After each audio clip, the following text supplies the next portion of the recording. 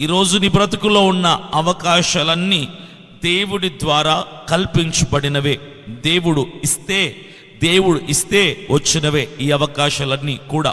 మరి ఈ అవకాశాలని నువ్వు సరిగ్గా దేవునికి నచ్చిన క్రమంలో నువ్వు వాడుతున్నావా? నీకు నచ్చిన క్రమంలో నువ్వు వాడుకుంటున్నావా?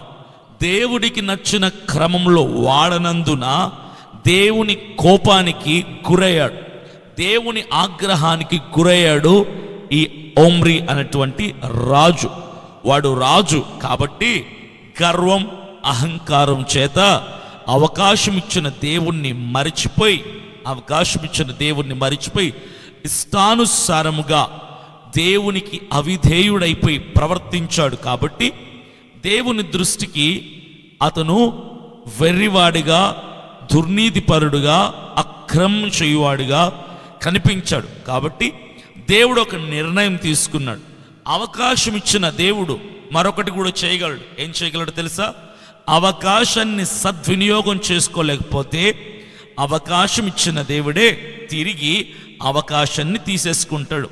నీకు ఉద్యోగం ఇచ్చిన దేవుడు తిరిగి ఆ ఉద్యోగాన్ని తీసుకోగలిగినటువంటి సమర్థుడు. నీకు ఆరోగ్యం ఇచ్చిన దేవుడు తిరిగి ఆరోగ్యాన్ని తీసుకోగలిగిన సమర్థుడు. నీకు వ్యాపారంలో లాభముని ఇచ్చిన దేవుడు తిరిగి వ్యాపారంలో నష్టాలని కలుగు చేయగలిగినటువంటి సమర్థుడు. నీకు క్షేమముని అనుగ్రహించిన దేవుడు తిరిగి నీ బ్రతుకుల్లో క్షేమముని తీసేయగలిగిన సమర్థుడు. నీకు ఆశీర్వాదం ఇవ్వగలిగిన దేవుడు తిరిగి ఆశీర్వాదం తీసేసి నిన్ను శపించగలిగినటువంటి సమర్థుడు. దేవుడు ఏదైతే ఇస్తాడో తిరిగి దాన్ని తీసుకోగలడు అన్నటువంటి భయం ప్రతి ఒక్కరిలో ఉండాలి.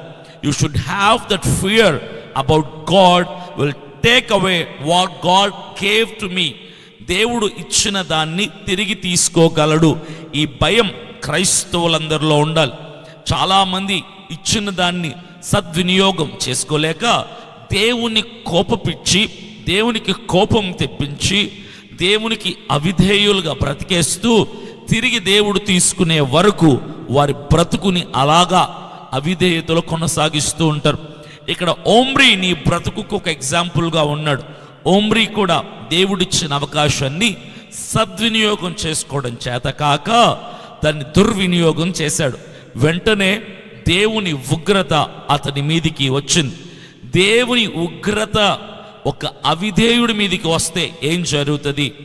దేవుని ఉగ్రత ఒక అవిధేయుడి మీదికి, ఒక అక్రమకారుడి మీదికి, ఒక పాపం చేసే వ్యక్తి మీదికి, దేవుడిచ్చిన దాన్ని దుర్వినియోగం చేసే వ్యక్తి మీదికి దేవుని కోపం వస్తే ఎలా ఉంటుంది అన్నది ఇక్కడ ఓమ్రీని చూసి మీరు అర్థం చేసుకోవచ్చు.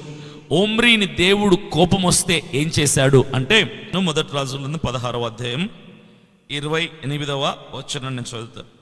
ఓమ్రీ తన పితరులతో కూడా నిద్రించి షోమ్రోనులో సమాధి యందు పాతి పెట్టబడెను. తన కుమారుడైన ఆహాబు అతనికి మారుగా రాజాయను.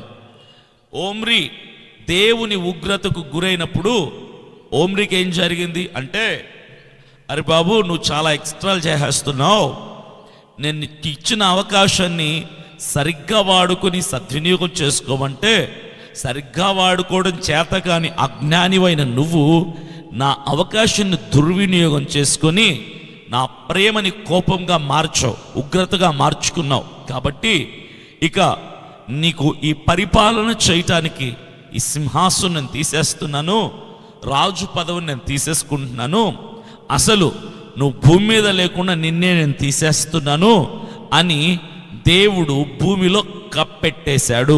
ఏం చేశాడు? కప్పెట్టేశాడు, పాతెట్టేశాడు. అర్థమైంది కదా?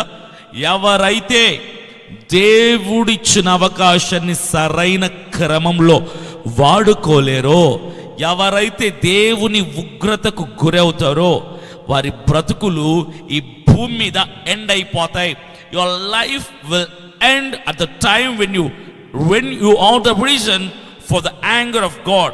దేవుని కోపమునకు నువ్వు కనుక కారణమైతే, దేవుడిచ్చిన అవకాశాన్ని సరైన పద్ధతిలో వాడుకోలేక దేవునికి కోపం తెప్పిస్తే ఇమ్మీడియట్గా నీ బ్రతుకులో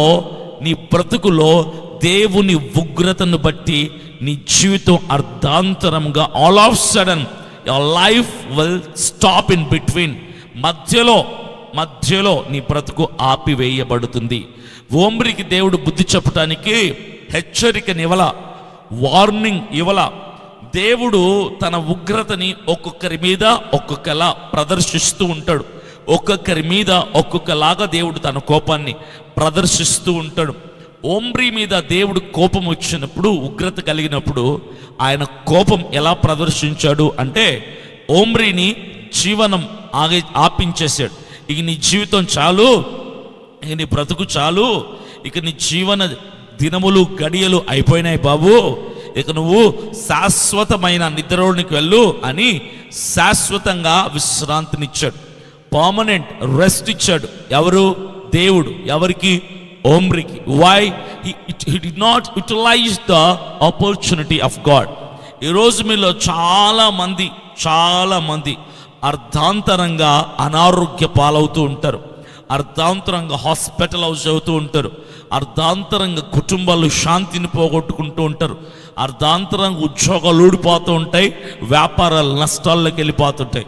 సడన్గా ఇలాగ అయిపోయింది సార్, సడన్గా ఇలా జరిగిపోయింది పాస్టర్ గారు, సడన్గా ఎందుకండి ఇలా జరిగింది? ఇలాంటి ప్రశ్నలు మీకు 100 ప్రశ్నలు ఉంటాయి. ఎందుకు సడన్గా జరిగింది? ఎందుకు జరిగిందో తెలుసా?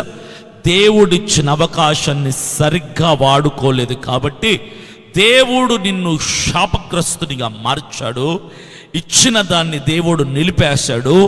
ఇంకా నయం, ఓమ్రికి లాగా దేవుడు నిన్ను మట్టిలో పాతెట్టేలా ఇంకా నువ్వు సజీవుడిగా ఉన్నావంటే ఆయన నీకు హెచ్చరికను మాత్రమే ఇస్తున్నాడు తప్ప నిన్ను జీవితాన్ని ఆపేయలేదు.